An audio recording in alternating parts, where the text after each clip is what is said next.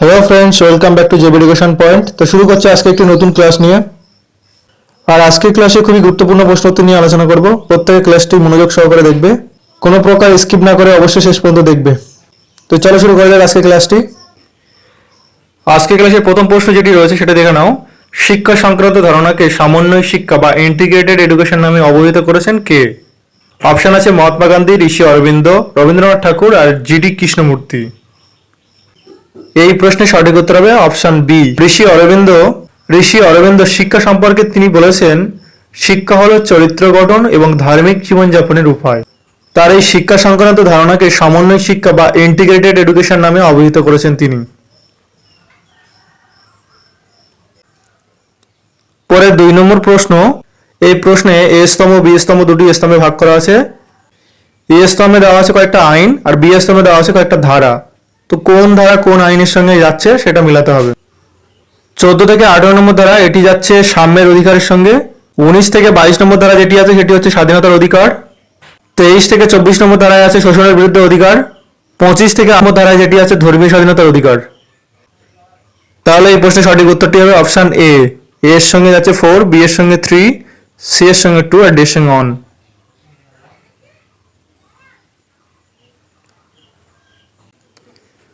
পরে 3 নম্বর প্রশ্ন।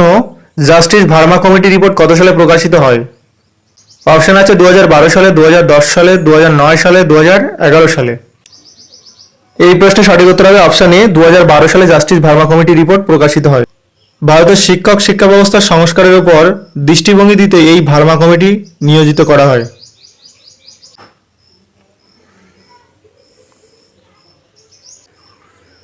পরে 4 নম্বর প্রশ্ন। ন্যাশনাল কারিকুলাম ফ্রেমওয়ার্ক কোন বিষয়টির উপর জোর দেয়?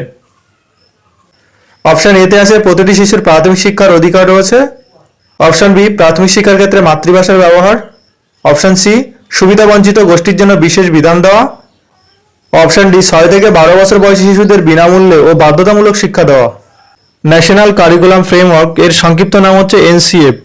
এই সংস্থাটি প্রথম 2005 সালে প্রতিষ্ঠিত হয়। পাঠ্যক্রম ব্যবস্থাকে উন্নত করার জন্য এই সংস্থাটি গঠন করা হয়েছিল। এনসিএফ মূলত ভারতের পাঠ্যক্রম ব্যবস্থার উন্নয়ন ও মূল্যায়ন ব্যবস্থার পরিবর্তন ও শিক্ষাদান পদ্ধতি সম্পর্কে নির্দেশিকা প্রদান করে। এই প্রশ্নের সঠিক উত্তর হবে অপশন বি, প্রাথমিক শিক্ষার ক্ষেত্রে মাতৃভাষার ব্যবহার। পরে 5 নম্বর প্রশ্ন। কোন বয়সী শিশুদের শিক্ষার অধিকার আইন একটি মৌলিক অধিকার? অপশন এতে আছে 6 থেকে 12 বছর, অপশন বি 6 থেকে 14 বছর, অপশন সি 6 থেকে 15 বছর, অপশন ডি 5 থেকে 14 বছর। এই প্রশ্নের সঠিক উত্তর হবে 6 থেকে 14 বছর। সংবিধানের 21 এ নম্বর ধারায় 6 থেকে 14 বছর বয়সী শিশুদেরকে শিক্ষার অধিকার আইন বা রাইট টু এডুকেশনের আওতায় আনা হয় এবং এটি হবে মৌলিক অধিকার। পরে 6 নম্বর প্রশ্ন। আধুনিক যুগের প্রথম বিদ্যালয় কারা চালু করেন? এই প্রশ্নের সঠিক উত্তর হবে অপশন এ, ইউরোপীয় ধর্মপ্রচারকরা প্রথম ভারতে বিদ্যালয় চালু করেছিলেন। এই ইউরোপীয় কারা ছিল? খ্রিস্টান ধর্মপ্রচারকরা, যারা ভারতে এসেছিলেন ধর্মপ্রচার করতে এবং এসে মনে করেছিলেন যে ইউরোপীয় সংস্কৃতির সঙ্গে ভারতীয় সংস্কৃতির মধ্যে সংযোগ স্থাপন করবেন, যার ফলে তাদের খ্রিস্টান ধর্মটাকে প্রচার করার সুবিধা হবে। তাই তারা প্রথম ভারতে এসে বিদ্যালয় স্থাপন করেছিলেন। পরে 7 নম্বর প্রশ্নটি দেখো। স্কুলের ভারী ব্যাগের বোঝা কমানোর সুপারিশ করে কোন কমিশন? অপশন এতে আছে জাতীয় শিক্ষা commission, option B Ramamurthy committee, option C Ashok Mehta committee, option D Yashpal committee. এই প্রশ্নের সঠিক উত্তর হবে option D, Yashpal committee.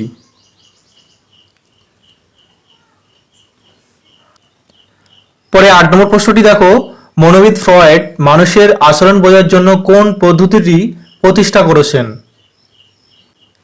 Option এতে আছে psychodynamic, option B psychedelic, option C উপশমকারী, অপশন ডি অন্তর্দৃষ্টিমূলক কৌশল। এই প্রশ্নের সঠিক উত্তর হবে অপশন এ, সাইকোডাইনামিক। মনোবিদ ফ্রয়েড মানুষের আচরণ বোঝার জন্য এই সাইকোডাইনামিক পদ্ধতিটি ব্যবহার করেন বা প্রতিষ্ঠা করেন। পরে 9 নম্বর প্রশ্নটি দেখে নাও। স্তম্ভ মেলাও, সেট 1 আর সেট 2 দুটো ভাগে ভাগ করা আছে। এখানে সেট 1 এর সঙ্গে সেট 2টা মেলাতে হবে। সেট 1 এ কি কি আছে দেখে নাও। অপশন এতে আছে সহযোজন বা অ্যাকোমোডেশন, অপশন বি তে আছে ভারসাম্য বা ইকুইলিব্রেশন, অপশন সি তে আছে স্কিমা, অপশন ডি তে আছে আত্তীকরণ বা অ্যাসিমিলেশন।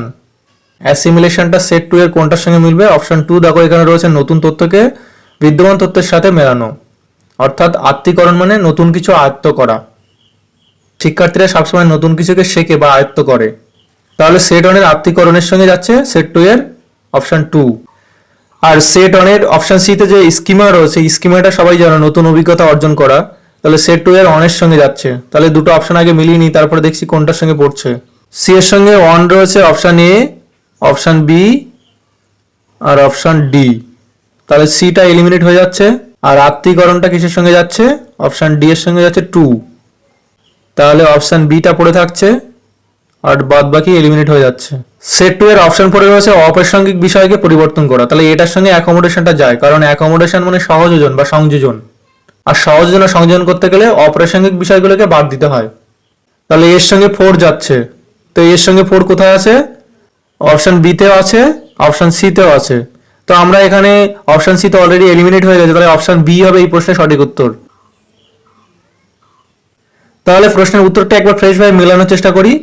সহযোজন মানে অপ্রাসঙ্গিক বিষয় পরিবর্তন করা, মানে এর সঙ্গে 4, ভারসাম্য হচ্ছে ভারসাম্য 3, ভারসাম্য বজায় রাখা, আর স্কিমা হলো নতুন অভিজ্ঞতা অর্জন করা। সেট 1 এর আত্তীকরণ বা অ্যাসিমিলেশনটা যাচ্ছে সেট 2 এর 2 অপশন, নতুন তথ্যকে বিদ্যমান তথ্যের সাথে মেলানো। পরে 10 নম্বর প্রশ্ন, কোনটি মানসিক রোগের সঙ্গে জড়িত নয়? অপশন এতে আছে ওসিডি, অপশন বি তে আছে গাউট, অপশন সি তে আছে নিউরোসিস, অপশন ডি তে আছে সাইকোসিস। এই প্রশ্নের সঠিক উত্তর হবে অপশন বি গাউট। গাউট কোনো মানসিক রোগের সঙ্গে সম্পর্কিত নয়। অপশন এতে আছে দেখো ওসিডি, ওসিডির ফুল ফর্ম হচ্ছে অবসেসিভ কম্পালসিভ ডিসঅর্ডার। আর এই গাউটটা কি আসলে সেটা জেনে নাও। সাধারণত মানুষের শরীরে যখন ইউরিক অ্যাসিডের পরিমাণ বেড়ে যায়, তখন মানুষের এক প্রকার জয়েন্টে জয়েন্টে ব্যথা বা প্রদাহ শুরু হয়, সেটাকেই বলা হয় গাউট।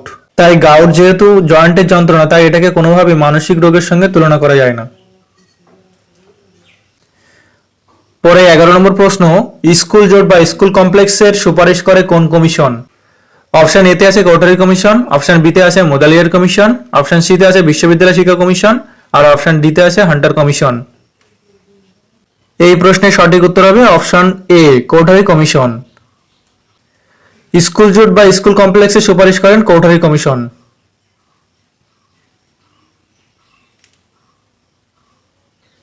পরে 12 নম্বর প্রশ্ন, অর্থোপেডিক ভাবে প্রতিবন্ধী শিশুদেরকে কি বলা হয়? Option A dyscalculia, option B dysthymia, option C muscular dystrophy, option D dyspraxia. এই প্রশ্নের সঠিক উত্তর হবে অপশন বি ডিসথেমিয়া।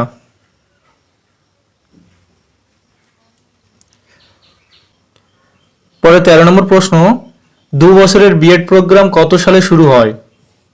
অপশন এতে আছে 2012 থেকে 2013, অপশন বি 2014 থেকে 2015, অপশন সি 2015 থেকে 2016, অপশন ডি 2016 থেকে 2017।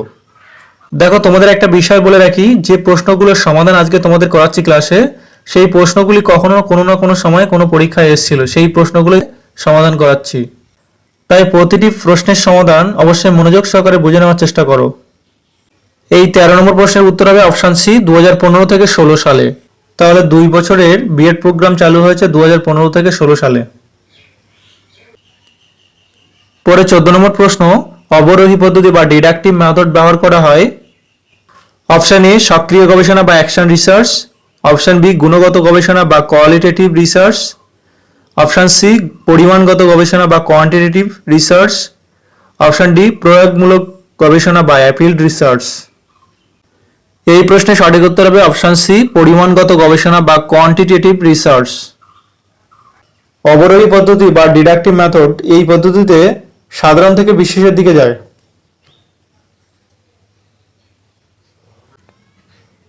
পরে 15 নম্বর প্রশ্ন, এ স্তম্ভ বি স্তম্ভ। এ স্তম্ভে দেওয়া আছে কয়েকজন পাশ্চাত্য শিক্ষাবিদের নাম, আর বি স্তম্ভে দেওয়া আছে শিক্ষাবিদদের শিক্ষা সম্পর্কিত সংজ্ঞা। এ স্তম্ভের অপশন এতে রয়েছে প্লেটো, প্লেটো শিক্ষা সম্পর্কে কি ধারণা দিয়েছে? বি স্তম্ভের অপশন 4 রয়েছে শিক্ষা শিশুর নিজস্ব ক্ষমতা অনুযায়ী দেহ মনের সার্বিক বিকাশ সাধন করে। এ স্তম্ভের অপশন সিতে রয়েছে জন ডিউই। জন ডিউয়ের শিক্ষা সংক্রান্ত সংজ্ঞা কি ছিল? বি স্তম্ভের অপশন 2 দেখো, শিক্ষা হলো আত্মক্রিয়াকলাপের মাধ্যমে অভিজ্ঞতার পুনর্গঠনের প্রক্রিয়া। তাহলে সি এর সঙ্গে 2, সি এর সঙ্গে 2 অপশন ডি তে আছে, অপশন এ তে আছে। এর সঙ্গে 4 শুধুমাত্র অপশন এ তেই আছে। তাহলে এই প্রশ্নের সঠিক উত্তর হবে অপশন এ।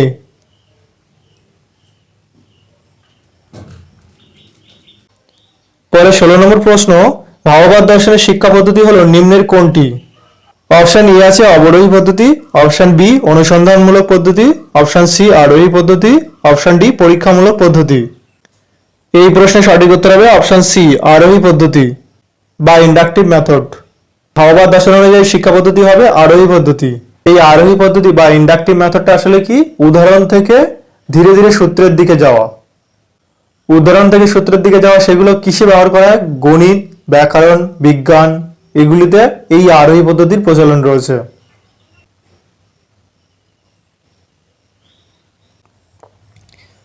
পরে 17 নম্বর প্রশ্ন, ক্রিটিক্যাল প্যাডাগজি ধারণার উদ্ভাবক কে? Option A Malcolm Knowles, option B Rishi Aurobindo, option C Paulo Freire, option D JP Narayan. এই প্রশ্নের সঠিক উত্তর হবে অপশন সি পাওলো ফ্রেডি। তিনি ক্রিটিক্যাল প্যাডাগজি ধারণার উদ্ভাবন করেন।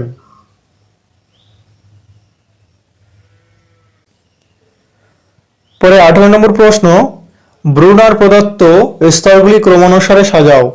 এখানে রোমান 1 এ আছে সিম্বলিক স্টেজ, রোমান 2 তে আছে ইনঅ্যাক্টিভ স্টেজ, আর রোমান 3 তে আছে আইকনিক স্টেজ। ব্রুনারের প্রদত্ত স্তরগুলি ক্রমানুসারে সাজাতে গেলে কোনটি ফার্স্টে আসবে? প্রথমে যেটি আসবে সেটি হলো ইনঅ্যাক্টিভ স্টেজ, দ্বিতীয় আসবে আইকনিক স্টেজ, আর তৃতীয় আসবে সিম্বলিক স্টেজ। তাহলে এই প্রশ্নের সঠিক উত্তর হবে অপশন এ। জেরম ব্রুনার তার এই শিখন পর্যায়কে 3টি ভাগে ভাগ করেছেন। তার মধ্যে প্রথমটি হলো ইনঅ্যাক্টিভ রিপ্রেজেন্টেশন বা সক্রিয় উপস্থাপন। কি বলা হয় সক্রিয় উপস্থাপনে? শিশুরা বিভিন্ন বস্তুর মাধ্যমে সরাসরি সক্রিয় ভাবে জ্ঞান অর্জন করবে। আর আইকনিক রিপ্রেজেন্টেশন বা স্টেজে কি বলা হয়? শিশুরা ছবি বা চিত্র ব্যবহার করে জ্ঞান অর্জন করবে। আর সিম্বলিক রিপ্রেজেন্টেশনে কি বলা হয়? এই পর্যায়ে শিশুরা ভাষা বা প্রতীকী চিহ্ন ব্যবহার করে জ্ঞান অর্জন করবে।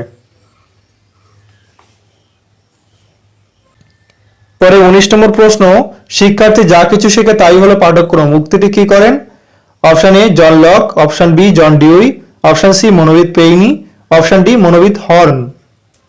এই প্রশ্নের সঠিক উত্তর হবে অপশন ডি মনোবিদ হর্ন।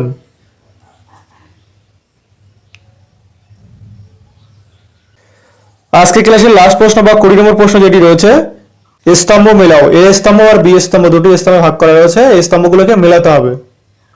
এ স্তম্ভে রয়েছে কিছু শিক্ষা বিষয়ক সংস্থার নাম এবং বি স্তম্ভে রয়েছে সেই শিক্ষা বিষয়ক সংস্থার কার্যকারিতা বা কি কাজ। এ স্তম্ভের অপশন এতে আছে এনসিইআরটি, যার সম্পূর্ণ নাম national council of educational research and training. এই এনসিইআরটির কাজ কি? বিদ্যালয় স্তরের পাঠ্যক্রম পাঠ্যপুস্তক তৈরির জন্য প্রয়োজনীয় পদক্ষেপ নেওয়া। ডিএড এর সম্পূর্ণ নাম হলো district institute of education and training. এই ডিএড এর কাজ কি? প্রি সার্ভিস ইন সার্ভিস শিক্ষকদের উন্নয়নের জন্য ব্যবস্থাপনা ও পরিচালনা করা। পরে এ স্তম্ভের অপশন সি তে রয়েছে এনসিটি, যার সম্পূর্ণ নাম national council for teacher education. এনসিটির কাজ কি? শিক্ষক শিক্ষার উন্নয়ন করা। তাহলে বি স্তম্ভে এখানে আছে অপশন 2 হবে টিচার এডুকেশনের বিভিন্ন দিক পরিদর্শন করা। পরে অপশন ডি তে আছে ইউজিসি, যার সম্পূর্ণ নাম ইউনিভার্সিটি গ্রান্টস কমিশন। তাহলে এখানে পড়ে থাকে একটাই অপশন, যেটি হচ্ছে অপশন এ বি স্তম্ভের। অপশন এ তে আছে প্রত্যেক বিশ্ববিদ্যালয়ের জন্য প্রয়োজনীয় অর্থ বরাদ্দ করা। এই প্রশ্নের সঠিক উত্তরটা দেখো, মিলিয়ে নাও। এর সঙ্গে 4 যাচ্ছে, বি এর সঙ্গে যাচ্ছে 3, আর সি এর সঙ্গে 2, অপশন ডি এর সঙ্গে যাচ্ছে 1। তাহলে এই প্রশ্নের সঠিক উত্তর হবে অপশন এ। যারা আজকে ক্লাসে নতুন উপস্থিত হয়েছে তাদেরকে বলবো অবশ্যই চ্যানেলটিকে সাবস্ক্রাইব করে দেবে প্রতিনিয়ত এরকম ধরনের ক্লাস পেতে। আর যারা ক্লাসটি দেখছো তারা অবশ্যই একটি করে লাইক করে দেবে।